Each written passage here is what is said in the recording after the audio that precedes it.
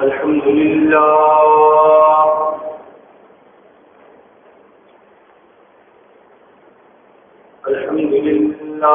وكفى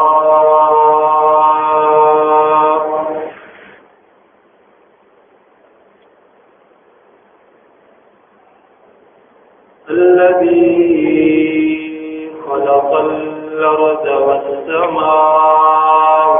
العلى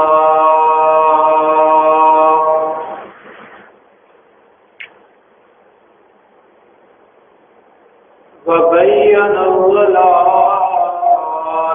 والهدى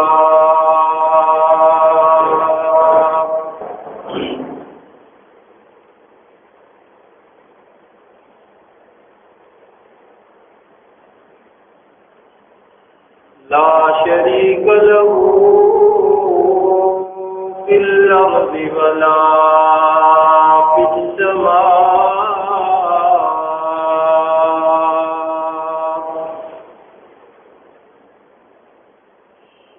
وله العظمة وله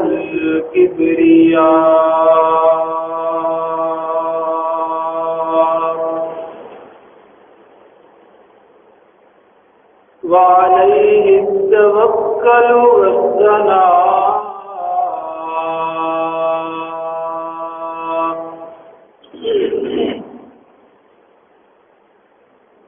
والصلاة والسلام على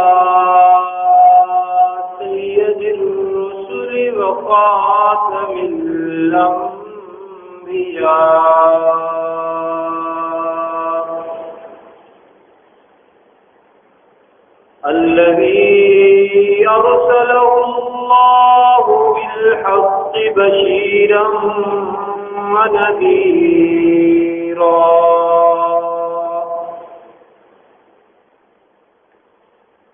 وداعيا إلى الله بإذنه وسراجا منيرا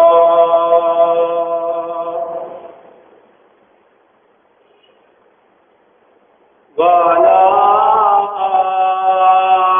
آله وأصحابه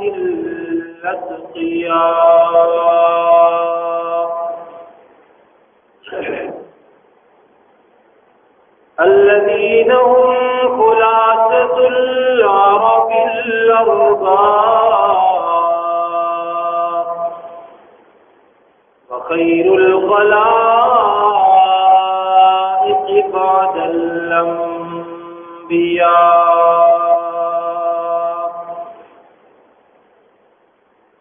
أما بعد فأعوذ بالله من الشيطان الرجيم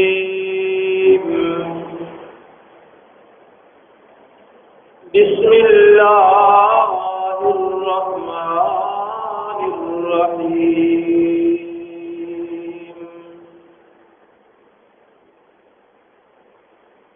الحج أشهر معلومات فمن فرض فيهن الحج فلا رفث ولا فسوق ولا جدال في الحج وما تفعلوا من خير يعلمه الله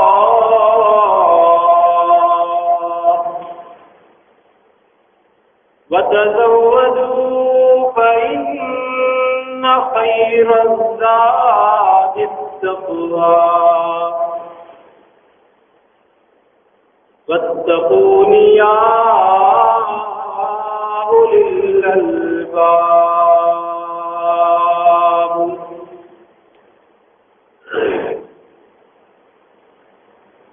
صدق الله العظيم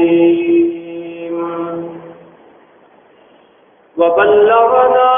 رسوله النبي الكريم ونحن على ذلك لمن الشاهدين والشاكرين والحمد لله رب العالمين.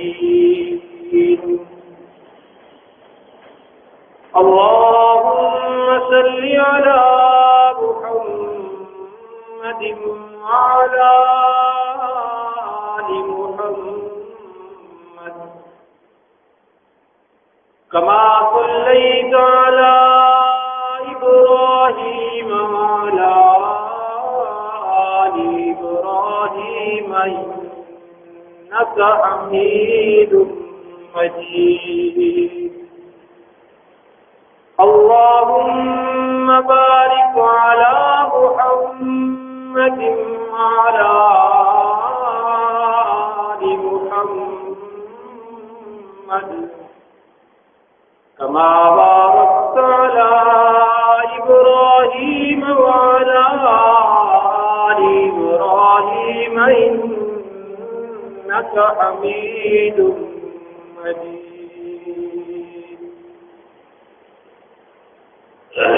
واجب الاحترام بزرگوں اور دوستوں،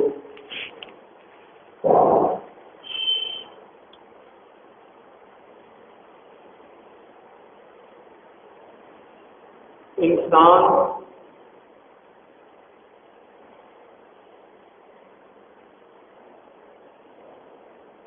عام طور پر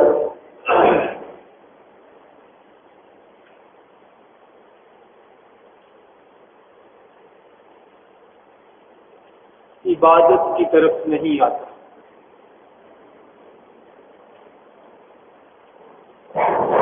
انسانی نفس کو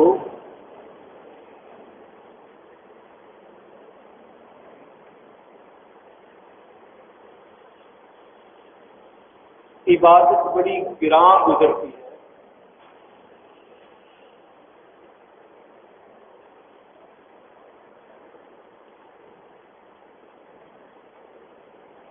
عبادت کی طرف مائل ہونا برضا و رغبت عبادت کرنا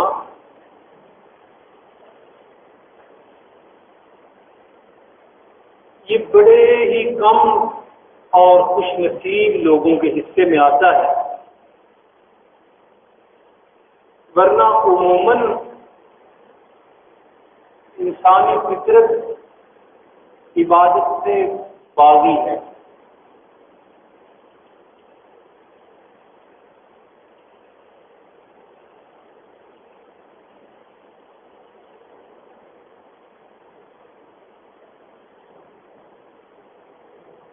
تو اقبال نے کہا نا رمضان المبارک کے بارے میں کہ طبع آزاد سے قید رمضان بھاری ہے.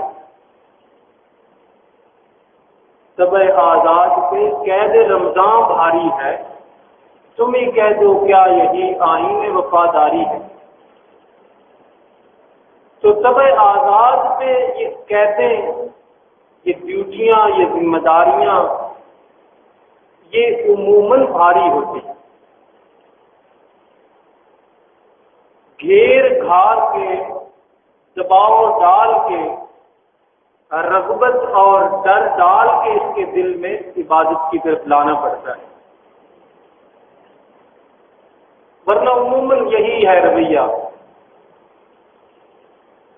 کہ انسان عبادت سے بھاگتا ہے، عبادت سے دور رہتا ہے، عبادت کی طرف بہت مشکل سے آتا ہے.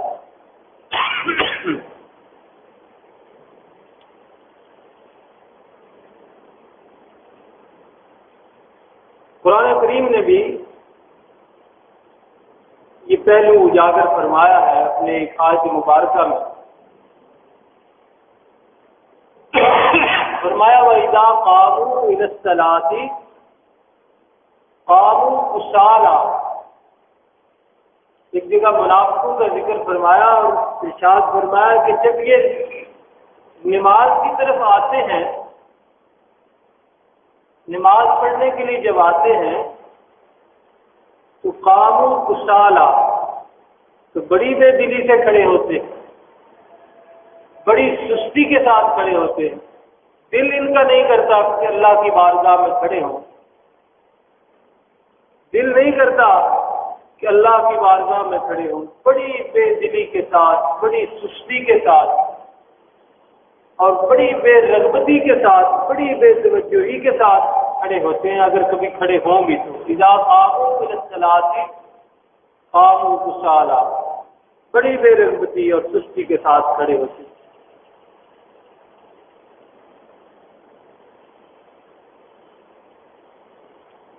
اسی طرح دوسری جگہ فرمایا الذین هم عن صلاتهم ساہون، کہ یہ جو قیامت کے دن کو جھٹلائے بیٹھے ہیں، قیامت کے دن کو جو نہیں مانتے، ان کی نمازوں کا حال یہ ہے کہ الذین هم عن صلاتهم ساہون، کہ یہ اپنی نمازیں بلائے بیٹھے ہیں، ان کو پتہ ہی کوئی نہیں اللہ نے نماز بھی ہم پہ فرض کی ہے یا نہیں کی۔ دونوں آیتوں سے یہ واضح ہو رہا ہے کہ انسانی فطرت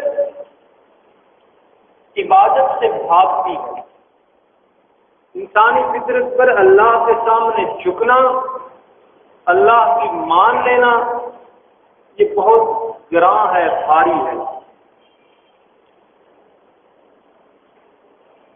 اچھا، نماز میں تو کوئی اس طرح کا مسئلہ نہیں کہ جان چلی جاتی ہو،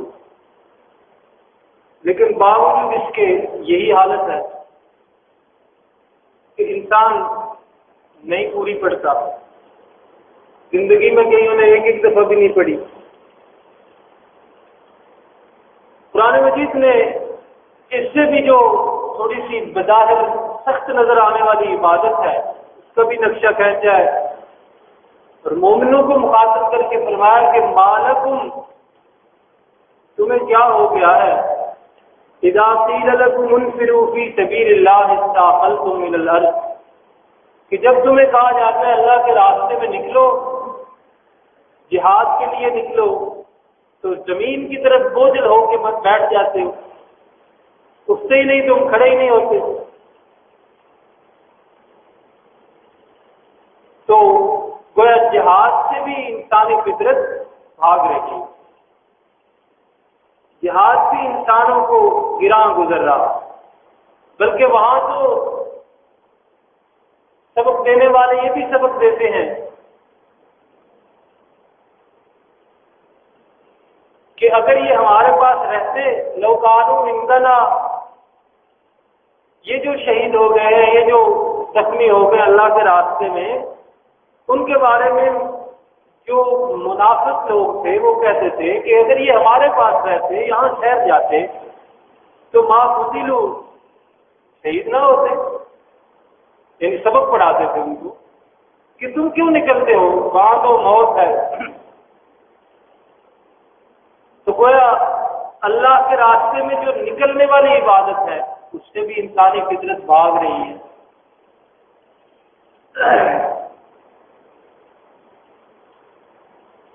مال خرچ کرنا، اس کے بارے میں بھی قرآن مجید نے ایک دو جگہ ذکر فرمایا ہے کہ یہ بھی انسانی فطرت پہ بڑا گراں گزرتا ہے۔ اللہ کی طرف سے اعلان ہوتا ہے کہ لوگوں اللہ کے راستے میں خرچ کرو، تو لوگ بزدلی کی طرف چلے جاتے ہیں، لوگ کم ہمتی کی طرف جاتے ہیں اور اپنے مال کو خرچ ہونے سے ڈرنے لگ جاتے ہیں۔ الشیطان یعدکم الفقر ویامرکم بالفحشاء، شیطان ان کے ساتھ بیٹھ کے کہنے لگ جاتا ہے نہ نکالنا، نہ نکالنا، نہ دینا، غربت آ جائے گی، غربت آ جائے گی، پیسے ختم ہو جائیں گے۔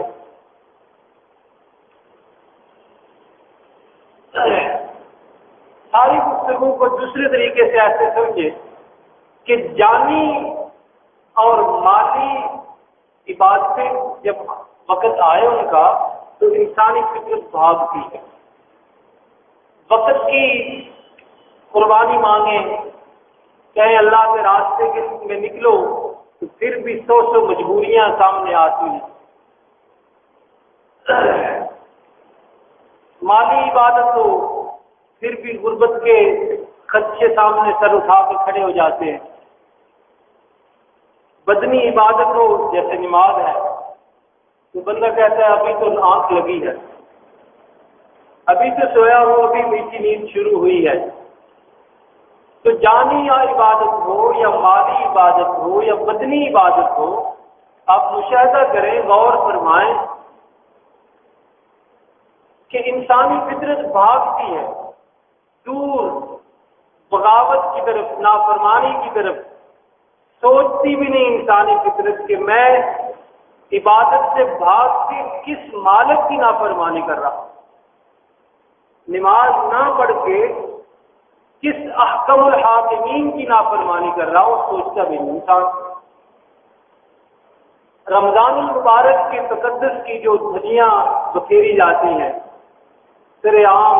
کھایا پیا اور سگریٹ، یہ ساری چیزیں وہ آپ مشاہدہ کرتے رہتے ہیں۔ تو بدنی عبادت ہو پھر بھی انسانی فطرت بھاگتی، مالی عبادت کا وقت آئے پھر بھی انسانی فطرت بھاگتی ہے۔ جان دینے سے تو ہر کوئی گھبراتا ہے کہ ایک دفعہ ہی آنی ہے، پھر تو دوبارہ ملنی جو کوئی۔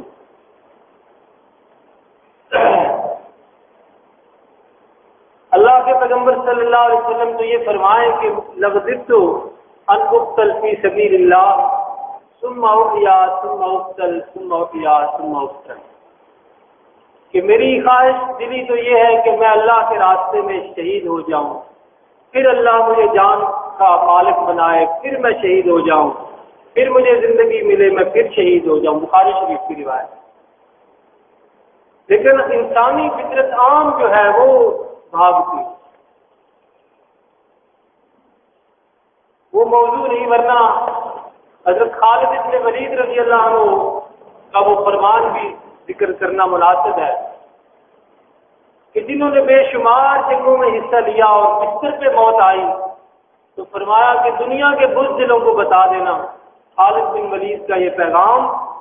کہ میدان جنگ میں موت نہیں ہے۔ یہ خالد بن ولید کا دنیا کے سب بزدلوں کو پیغام پہنچا دیں کہ میدان جنگ میں موت نہیں، موت وہاں ہے جہاں اللہ نے لکھی۔ تو بہرحال وہ موضوع نہیں، انسانی فطرت بھاگتی ہے، بدنی عبادت سے بھی بھاگتی ہے، مالی عبادت سے بھی بھاگتی ہے، جانی عبادت سے بھی بھاگتی ہے، وقت کی قربانی سے بھی بھاگتی ہے۔ لیکن قربان جائیے، ایک عبادت ایسی ہے، ایک عبادت ایسی ہے ساری عبادتوں میں کہ انسانی فطرت اس کی طرف بھاگتی ہے، باقی عبادتوں سے بھاگتی ہے دور، لیکن ایک عبادت اللہ نے ایسی رکھی ہے، ایسی دلچسپ عبادت ہے، ایسی مزیدار عبادت ہے کہ وہی فطرت جو نیکی سے عبادت سے بھاگ رہی ہے وہی اس کی طرف بھاگ رہی ہے۔ رمضان کے روزے نہ رکھنے والا بھی اس عبادت کی طرف بھاگتا ہے، مسجد میں پابندی سے نماز نہ پڑھنے والا بھی اس عبادت کی طرف بھاگتا ہے، اس عبادت کے لیے تڑپتا ہے، اس عبادت کے لیے بے چین ہوتا ہے، اس عبادت کے لیے راتوں کو رو رو کر اللہ سے دعائیں مانگتا ہے۔ اور لکھی ہوئی کتاب میں بات آپ کو سنا رہا ہوں کہ اس عبادت کے لیے ایک عورت نے اپنے جسم فروشی کر کے پیسے اکٹھے کیے کہ میں وہ عبادت کر کے آؤں۔ وہ ایک ایسی مزیدار اللہ نے عبادت رکھی ہے کہ نماز، روزے زکات سے بھاگنے والا اس عبادت کی طرف بھاگتا ہے، بات لوٹتا ہے، اس عبادت کے لیے بے چین ہوتا ہے، بوڑھا ہے تب بھی اس عبادت کے لیے بے چین ہے، جوان ہے اگر اس کو بھی دل میں وہ خواہش جاگ اٹھی ہے کہ مجھ سے وہ عبادت ادا ہو جائے تو وہ بھی بے چین ہو جاتا ہے۔ عورت ہے اس کے دل میں خواہش جاگ اٹھی ہے، تو بھی میں نے بتایا کہ وہ اس خواہش کی تکمیل کے لیے کیا کر گزری ہے کہ اپنا جسم فروخت کر کے اور پیسے اکٹھے کر کے اللہ کے راستے اللہ کے گھر کو جانے کے لیے بے چین ہو رہی ہے۔ آپ سمجھ گئے ہوں گے کہ وہ عبادت ہے حج، وہ حج ہے، اللہ کی عبادت حج، کہ جس کی طرف ساری روحیں ساری فطرتیں بھاگ رہی ہیں، دوڑ رہی ہیں، جس کے لیے بے چین ہے، پائی پائی اکٹھی کی جا رہی ہے اور دعائیں کی جا رہی ہیں، منتیں مانگی جاتی ہیں کہ یا اللہ ایک دفعہ اپنا گھر دکھا دے، ایک دفعہ اپنے در پہ بلا لے، ایک دفعہ وہاں بیت اللہ شریف کے سائے میں بیٹھنے کی توفیق عطا کر۔ تو یہ عجیب اللہ نے وہ عبادت بنا رکھی، عجیب ہی اس میں لذت ہے، عجیب ہی مزہ ہے، عجیب ہی دلکشی ہے، عجیب ہی دلچسپی ہے اس میں کہ فطرت انسانی عبادت سے بھاگ رہی ہے، لیکن یہاں آ کے شکست کھا جاتی ہے، یہاں آ کے شکست کھا جاتی ہے۔ یہاں حالانکہ آپ دیکھیں یہاں مال بھی خرچ ہونا ہے، یہاں وقت بھی خرچ ہونا ہے، یہاں بدن کی طاقت بھی خرچ ہونی ہے، وہ کتنا لمبا طواف کرنا ہے، کتنے صفا مروا کے درمیان دوڑنا ہے اور کتنی مشقتوں میں سے گزرنا ہے، مینا کو جانا ہے، مزدلفہ کو جانا ہے، بستر سر پہ ہے، سارا سامان اپنے پاس رکھا ہوا ہے، زخم پیل کا خطرہ ہے، بگدڑ کا خطرہ ہے اور 1.5 لاکھ 2 لاکھ روپے کا خرچہ ہے، لیکن جس کا دل بھی ٹٹول کے دیکھو بے چین نظر آئے، عورت کا دل ٹٹولو، بوڑھے کا دل ٹٹولو، جوان کا دل کی تلاشی لو، وہ بے چین نظر آئے گا کہ کسی طرح کسی قیمت پر وہاں حاضری ہو جائے۔ اللہ نے اس میں عجیب لذت رکھی۔ وہاں اللہ کے گھر میں جانے کا ایک شوق اور ولولہ اور جذبہ پیدا ہوتا ہے، اور یہ سارا کچھ اس لیے ہے کہ ہم مانے یا نہ مانے، فطرت انسانی ہمیں ماننے دے یا نہ ماننے دے، دنیا کے جھمیلے اور دنیا کی رغبتیں اور دنیا کی دلچسپیاں اور دنیا کے لالچ ہمیں اس بات کی طرف آنے دیں یا نہ آنے دیں، ہماری روح کو اس بات کا احساس ہے کہ ہمارا محبوب اللہ ہے، ہمارا محبوب حقیقی کون ہے؟ اللہ ہے۔ ہم بھول جائیں وہ الگ بات ہے، ہمارا نفس یہ سبق ہم سے اوجھل کرتے تو الگ بات ہے، ہماری دنیا کی دلچسپیاں ہماری آنکھوں میں پردے ڈالتے تو الگ بات ہے، ورنہ ہماری روح جو ہے وہ اپنا وہ وعدہ نہیں بھولی۔ وَإِذْ أَخَذَ رَبُّكَ مِنْ بَنِي آدَمَ مِنْ ظُهُورِهِمْ ذُرِّيَّتَهُمْ وَأَشْهَدَهُمْ عَلَىٰ أَنفُسِهِمْ أَلَسْتُ بِرَبِّكُمْ، یہ روح سے اللہ نے جو وعدہ لیا ہوا ہے نا، روح وہ وعدہ نہیں بھولی، روحوں کو وہ وعدہ یاد ہے کہ ہم نے کہا تھا بلا کہ یا اللہ تو ہی ہمارا رب ہے، تو ہی ہمارا محبوب حقیقی ہے۔ تو دنیا کی رغبتیں، دنیا کی دلچسپیاں، دنیا کی رونقیں، دنیا کی رنگینیاں ہماری آنکھوں پر پردے ڈال دیں تو الگ بات ہے، ورنہ ہماری روحیں اس بات کے لیے بے چین ہے کہ وہ اپنے محبوب حقیقی کے پاس جائیں، اور یہ جو پاس جانا ہے اسی کو قرب محبوب کہتے ہیں۔ قرب محبوب ہونے کو تو اللہ تعالیٰ یہاں بھی ہے اور ساری دنیا میں یکساں اللہ کی طاقت اور قوت موجود ہے، اللہ حاضر و ناظر ہے، لیکن وہاں قرب کا ایک احساس ہوتا ہے، وہاں تقرب کا ایک احساس ہوتا ہے، وہاں جا کر بالکل ایسے پتہ چلتا ہے جیسے ہم اللہ کی بارگاہ میں پہنچ گئے۔ اور قرب کے کئی درجے علماء نے پر رکھے ہیں، قریب ہونے کے اللہ نے کئی درجے رکھے ہیں۔ ایک درجہ یہ ہے کہ محبوب حقیقی کے شہر میں چلے جانا، جب بندہ شہر میں پہنچتا ہے تو جو لوگ گئے ہیں ان کے احساسات کو پڑھ کے دیکھیے یا سن کے دیکھیے، ان کو ایسے محسوس ہوتا ہے، میں تو نہیں ابھی تک کہ اللہ تعالیٰ توفیق عطا فرمائے اور جو نہیں گئے اللہ تعالیٰ سب کو توفیق عطا فرمائے اور سب کے لیے راستے آسان فرمائے۔ ایک حسرت ہوتی ہے انسان کو، دوبارہ جو لوگ گئے ہیں ان کو پوچھئے، ان کی کہانی اور ان کی گفتہ سن کے دیکھیے کہ شہر میں پہنچنے کے ساتھ ہی دل کی کیفیت بدل جاتی ہے۔ اور دوسرا درجہ ہے پھر اللہ یا محبوب حقیقی کے کوچے میں پہنچنا، محبوب حقیقی کے محلے میں پہنچ جانا، یہ قرب کا ایک دوسرا درجہ ہے۔ تو کیفیت دل کی جو ہے وہاں اور ہو جاتی ہے، شہر میں داخلے کے وقت اور ہوتی ہے، اور جب بندہ بالکل بیت اللہ شریف کے محلے میں پہنچتا ہے تو دل کی کیفیت بڑی عجیب ہو جاتی ہے۔ اور اس سے اگلا درجہ ہے محبوب حقیقی کے گھر میں پہنچنا، اور محبوب حقیقی کے گھر میں جب بندہ پہنچتا ہے تو پھر وہ حمد یاد ہے آپ کو، شاید سنی ہوگی کہ کعبے پہ پڑی جب پہلی نظر دنیا ہے کیا چیز میں بھول گیا، یہ کیفیت طاری ہو جاتی ہے۔ یہاں کی رنگینیاں پیچھے رہ جاتی ہیں، یہاں کی دلچسپیاں پیچھے رہ جاتی ہیں، بیوی بچے پیچھے رہ جاتے ہیں، اور ایک اللہ کی یاد وہاں آتی ہے اور دل اور آنکھیں دونوں آنسو بہاتی ہیں۔ اور وہاں جو لوگ جا چکے ہیں انہیں معلوم ہے کہ وہاں سے پلٹنے کو دل نہیں کرتا، اللہ نے وہاں ایک قرب کا احساس رکھا ہوا ہے۔ اللہ ویسے ہر جگہ ہے لیکن وہاں ایک قرب کا احساس ہے۔ اور پھر اس کے بعد محبوب حقیقی کے حقیقی محبوب کے دربار میں بندہ پہنچتا ہے، حبیب خدا محمد مصطفیٰ صلی اللہ علیہ وسلم کی بارگاہ میں جب بندہ پہنچتا ہے تو وہاں دل کی کیفیت بالکل ہی اور ہو جاتی ہے، وہاں ایک ادب سے چھا جاتا ہے، ایک عشق کی کیفیت انسانی دل و دماغ پہ چھا جاتی ہے، اور وہاں سے چلنے کو، وہاں سے آنے کو دل نہیں کرتا۔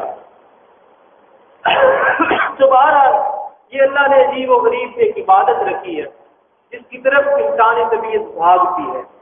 جس کے لیے انسانی طبیعت بے چین ہوتی ہے، جس کے لیے انسانی طبیعت بے قرار ہوتی ہے۔ اور جب یہ مراحل طے ہو جاتے ہیں تو اللہ کے پیغمبر صلی اللہ علیہ وسلم کی طرف سے بھی کچھ خبریاں ملتی ہیں۔ اللہ کے پیغمبر صلی اللہ علیہ وسلم نے فرمایا حج کرنے والوں کے لیے کہ جس نے حج کیا اور وہاں فلم یرفث ولم یفسق، دو کام وہاں نہیں کیے، ایک یہ کہ کسی بھی قسم کی جنسی خواہش کا اظہار نہیں کیا، اپنی بیوی سے بھی کسی اور سے بھی جنسی خواہش کا اظہار نہیں کیا، کسی بھی طریقے سے باتوں کے ذریعے بھی علماء نے اس کی تفصیل کی ہے کہ بات تک ہے، زبان پر بھی وہ بات نہیں لایا۔ اور دوسرا یہ کہ ولم یفسق، کسی بھی طریقے سے اللہ کی نافرمانی وہاں نہیں کی، جس طرح اللہ کہہ رہے ہیں، اللہ فرما رہے ہیں، اسی طرح سارے ارکان ادا کیے۔ اور قرآن مجید کی زبان میں بھی یہ ہے کہ فمن فرض فیہن الحج، کہ جس نے ان مہینوں میں اپنے آپ پر حج فرض کر لیا، یعنی حج کے لیے چلا گیا، فلا رفث، پھر وہاں جماع اور صحبت اور اس طرح کا کوئی کام نہیں کیا، ولا فسوق، اور نہ اللہ کی نافرمانی کی ہے کسی بھی طریقے سے، ولا جدال فی الحج، اور ایک خصوصی پہلو کی طرف اللہ نے توجہ دلائی کہ حج میں جدال اور جھگڑا نہیں کیا۔ کیوں؟ اس لیے کہ لاکھوں لوگ جب جمع ہوتے ہیں، انسانی طبیعتیں مختلف ہوتی ہیں، وہاں پریشانیاں ہوتی ہیں، وہاں مصیبتیں ہوتی ہیں، مشقتیں ہوتی ہیں، وہاں تکالیف ہوتی ہیں، سفر کی تکلیف ہوتی ہے، اجنبیت ہوتی ہے، مختلف امور میں جھگڑے کا خطرہ ہوتا ہے۔ اس لیے اللہ نے نافرمانی کا ذکر کیا، صحبت کا ذکر کیا کہ یہ دونوں کام نہیں کرنے،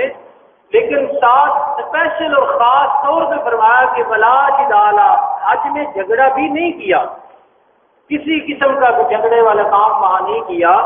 تو اللہ تعالیٰ فرماتے ہیں کہ وما تفعلوا من خیر یعلمہ اللہ، ایسے انداز سے جو تم نیکی کرو گے وہ اللہ کے علم میں ہو۔ اور حدیث پاک جو اس کے ساتھ ملا کے میں عرض کر رہا تھا، اس میں اللہ کے نبی صلی اللہ علیہ وسلم نے فرمایا رجا، ایسا بندہ جس نے اس انداز سے حج کیا ہے، وہ جب واپس آئے گا تو کیوم ولدت امہ، وہ ایسے واپس آئے گا جیسے آج ہی اس کی ماں نے اسے جنا ہے، یعنی اس کے نام اعمال سے اللہ تعالیٰ سارے گناہ مٹا دے۔ لیکن یہ مراد صغیرہ گناہ، کبیرہ نے، کبیرہ کا مختلف حوالے سے میں کرتا رہتا ہوں کہ اگر وہ حقوق العباد سے ان کا تعلق ہے تو وہ حقوق العباد ادا کرنے ہوں گے، اگر وہ حقوق اللہ ہے تو پھر بھی حقوق اللہ ادا کرنے ہوں گے۔ مثلا یہ نہیں کہ ساری زندگی نماز نہیں پڑھی، حج کر کے آیا تو پچھلی نمازیں معاف ہو گئی، ایسا نہیں ہے، صرف صغیرہ گناہ معاف ہوتے ہیں، اور صغیرہ گناہ تو اللہ بہانے بہانے سے معاف فرماتے ہیں۔ ایک نماز سے دوسری نماز تک دونوں نمازیں بندہ پڑھے تو درمیانی گناہ اللہ معاف فرما دیتے ہیں۔ اسی طرح عمرہ کے بارے میں اللہ کے پیغمبر صلی اللہ علیہ وسلم نے خود ارشاد فرمایا کہ دو عمرے جو کرتا ہے جو بندہ زندگی میں، تو آپ نے فرمایا دونوں عمروں کے درمیان جو صغیرہ گناہ ہوتے ہیں وہ بھی اللہ معاف فرما دیتے ہیں۔ اور اسی طرح عمرہ کی فضیلت میں آپ نے صلی اللہ علیہ وسلم نے فرمایا کہ جو رمضان المبارک میں عمرہ ادا کرتا ہے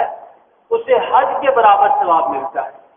اور ایک دوسری روایت اس سے بھی بڑے مزیدار اور عشق والی روایت ہے، آپ نے فرمایا جو رمضان المبارک میں عمرہ ادا کرتا ہے اس نے ایسے کیا جیسے میرے ساتھ حج ادا کیا۔ اللہ کے پیغمبر صلی اللہ علیہ وسلم نے فرمایا اس نے ایسے کیا، ایسا عمل کیا گویا کہ جیسے میرے ساتھ اس نے حج ادا کیا۔ رمضان المبارک کے عمرہ کی اتنی بڑی فضیلت۔ تو بہرحال اسی طرح حج میں جو فرمایا نا کہ رجا یوم ولدت امہ، کہ ایسے واپس آئے گا جیسے آج ہی اس کی ماں نے اسے جنا ہے، یعنی پاک صاف ہو کر آئے گا۔ اسی لیے اللہ کے پیغمبر صلی اللہ علیہ وسلم نے دوسرے ارشاد میں فرمایا کہ لوگوں، حاجی اور عمرہ کرنے والے جو ہیں وفد اللہ، یہ اللہ کے مہمان ہیں، یہ اللہ کا وفد ہے۔ کیوں کہا؟ آگے خود اس کی وضاحت فرمائی کہ اگر تم ان سے دعا کرواؤ گے تو اللہ ان کی دعا قبول فرمائے۔ فاستغفروا،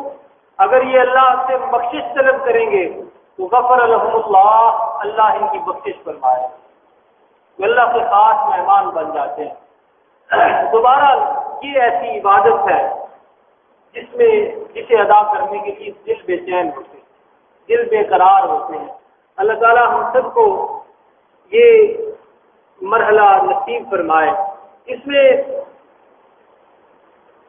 فرضیت کے حوالے سے آپ کو معلوم ہی ہے کہ ہر بندے پہ حج فرض نہیں ہوتا، سفر اور وہاں کا خرچ اور یہاں جو اہل و عیال ہیں ان کا خرچ موجود ہو اتنا تو پھر حج فرض ہوتا ہے۔ لیکن اس میں دوسرا پہلو بھی حدیث کی روشنی میں سماعت فرما لیں۔ آپ صلی اللہ علیہ وسلم نے ارشاد فرمایا ہے کہ حیثیت ہونے کے باوجود، اتنا پیسہ ہونے کے باوجود کہ بندہ حج کر سکے، جو حج نہیں کرتا، یعنی پہلی دفعہ، اگر ایک دفعہ کر لیا تو پھر دوبارہ فرض نہیں ہے، لیکن پہلی دفعہ کی بات آپ صلی اللہ علیہ وسلم ارشاد فرما رہے ہیں کہ حیثیت ہونے کے باوجود، مالی حیثیت ہے اتنی کہ گھر میں بھی خرچہ دے سکتا ہے، آپ کو رفت کا خرچہ بھی اس کے پاس موجود ہے، تو آپ صلی اللہ علیہ وسلم نے ارشاد فرمایا اس کے باوجود جو حج نہیں کرتا وہ چاہے یہودی ہو کر مرے یا نصرانی عیسائی ہو کے مرے، اس کی مرضی ہے۔ یہ آپ صلی اللہ علیہ وسلم جو اس کے باوجود حج نہیں کرتا کہ اسے اللہ نے طاقت دی ہے، اور مختلف بہانوں سے، اور یہ شیطانی بہانے کہ جو جی ابھی بیٹیاں بیانی ہے، اس طرح کے بہانے بنائے ہوئے نا لوگوں نے، اور بیٹی بیانی ہے تو سیدہ فاطمہ الزہرا کے طریقے پہ بیاہ ہو۔ آپ نے بھی تو بیٹی کی شادی کی ہے نا، تو اس لیے وہ بہانے ہیں سارے، اور انہی بہانوں کو ختم کرنے کے لیے اللہ کے پیغمبر صلی اللہ علیہ وسلم ذرا سوچے نا، غور فرمائیں کتنا سخت فرما رہے ہیں کہ وہ یہودی ہو یا عیسائی، مجھے کوئی پرواہ نہیں، جو اس کے باوجود مجھے میرے پاس نہیں آتا۔ اور آپ صلی اللہ علیہ وسلم کے ارشاد سے ہی دوسرا ارشاد بھی سامنے آ گیا۔ آپ نے ارشاد فرمایا جو اللہ کے حج کے جو سارے ارکان ہیں نا وہ مکہ میں ادا ہوتے ہیں، حج کی کسی رکن کا تعلق مدینہ منورہ سے نہیں ہے، وہ سارے مکہ کے ارد گرد سارے ادا ہوتے ہیں۔ مینا میں جانا ہے، مزدلفہ میں جانا ہے، صفا مروہ کے درمیان سعی دوڑنا ہے، طواف کرنا ہے بیت اللہ شریف کے ارد گرد، وہ سارے ارکان حج کے مکہ مکرمہ سے متعلق ہیں، مدینہ منورہ کے متعلق نہیں ہے۔ لیکن آپ صلی اللہ علیہ وسلم کا وہ ارشاد جو بھی اچانک سامنے آیا ہے، وہ آپ نے ارشاد فرمایا کہ جس نے حج کیا اور میری زیارت کو نہیں آیا اس نے میرے ساتھ جفا کی، اس نے میرے ساتھ وفا نہیں کی، اس نے میرے ساتھ جفا کی ہے۔ یہ ارشاد بھی بڑا عشق والا ارشاد ہے، آپ صلی اللہ علیہ وسلم کے ساتھ محبت رکھنے والے۔ ویسے تو کیونکہ ترتیب سے جاتے ہی ہیں لوگ، لیکن ایک ارشاد آپ صلی اللہ علیہ وسلم کا میں آپ کو سنا رہا ہوں کہ آپ نے فرمایا جو حج کو آیا اور میری زیارت کو نہیں آیا، میرے روضے پہ نہیں آیا، اس نے میرے ساتھ جفا کی، اس نے میرے ساتھ صحیح نہیں کیا، میری ذات کا حق ادا نہیں کیا۔ آپ صلی اللہ علیہ وسلم کی روضہ اطہر کی زیارت کے لیے لازمی جانا ہے، تو وہاں بھی ایک دلچسپی ہے، وہاں بھی ایک خوبصورتی ہے، وہاں بھی ایک ادب والا مرحلہ ہے، وہاں بھی ایک عشق والا مرحلہ ہے۔ اللہ تعالیٰ سب کو نصیب فرمائے۔ تو قرآن مجید میں کی جو آیت مبارکہ میں نے تلاوت کی تھی خطبہ میں، اس میں اسی بات کی طرف اشارہ ہے جو خرچے کی میں نے بات کی ہے۔ وَتَزَوَّدُوا فَإِنَّ خَيْرَ الزَّادِ التَّقْوَىٰ، اللہ نے خود یہ پہلو اجاگر فرمایا ہے کہ لوگوں خرچہ لے کے نکلو، خرچہ لے کے نکلو گھر سے، وَتَزَوَّدُوا،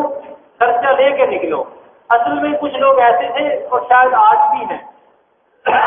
میں ان کی حوصلہ شکنی نہیں کرتا، لیکن مسئلہ بتاتا ہوں کہ مانگ کر اور اپیل کر کے اور کہہ کے حج عمرے پہ نہیں جانا چاہیے۔ کسی سے کہہ کے کہ مجھے عمرہ کروا دو، ٹھیک ہے آپ کے جذبات اپنی جگہ پہ مچل رہے ہیں، بے قرار ہے، ہر بندہ بے قرار ہے، میں نے تفصیل سے کیا نا کہ ہر بندہ بے قرار ہے حج کو جانے کے لیے، غریب ہے، امیر ہے، نمازی ہے یا بے نمازی ہے، رمضان شریف کے روزے رکھتا ہے یا نہیں رکھتا ہے، لیکن حج کو جانے کے لیے ہر بندہ ہی بے قرار ہے۔ لیکن ایک مسئلہ اور ایک عظیمت والی بات یہ ہے، ایک بڑائی والی بات اور مضبوطی والی بات یہ ہے، اور ایک اچھی اور عمدہ بات یہ ہے کہ کبھی بھی کسی کے سامنے اس لیے ہاتھ نہیں پھیلانا چاہیے کہ مجھے عمرہ کروا دو یا مجھے حج کروا دو۔ ہاں اللہ سبب لگوا دیں، ہمارے استاد سے چنیوٹ میں بالکل ہی زندگی میں انہوں نے سوچا بھی نہیں ہوگا کہ اللہ تعالیٰ اس سفر پہ ان کو لے جائے، اور ایسے سادہ کے بندے کو پتہ ہی نہیں چلتا کہ یہ بہت بڑے عالم ہیں، اتنے سادہ بیٹھے ہوئے تھے، سبق پڑھا رہے تھے، اور کراچی سے مولانا مفتی تقی عثمانی صاحب کا فون آیا کہ آپ تیاری کریں عمرہ کے۔ بالکل کسی زندگی میں شاید انہوں نے اپنی مالی حیثیت کی وجہ سے سوچا بھی نہیں ہوگا، پڑھا رہے تھے اور فون آیا کہ آپ کے سارے کاغذات تیار ہو گئے ہیں، تیاری فرمائیں۔ اور سب سے بڑی بات پھر یہ جس کے لیے اللہ بلا رہے تھے کہ طواف کی حالت میں وہاں اللہ نے اپنے پاس رکھا، اس لیے کہ ہاتھ نہیں پھیلانا چاہیے کہ یا اللہ مجھے، اللہ کے سامنے تو پھیلائیں، کسی بندے کو نہ کہیں کہ میرے لیے کوئی انتظام کرو، یہ بہت بڑی چیز ہے۔ اللہ خود انتظام فرمائے گی، جب قبولیت ہو جائے گی، جب وہ اپنی بارگاہ میں بلانا چاہیں گے، تو بالکل سچی بات میں کر رہا ہوں کہ انہوں نے کبھی زندگی میں بھی نہیں سوچا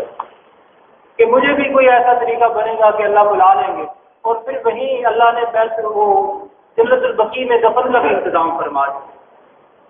طواف کی حالت میں اپنے پاس بلایا، یہاں بھی سے بھی بے سر سمانی کی حالت میں بلا لیا، اور وہاں بھی اللہ نے ایسی طواف کی حالت میں باوضو احرام باندھا ہوا ہے اور اللہ نے اپنے پاس بلا لیا۔ دوبارہ یہ ایک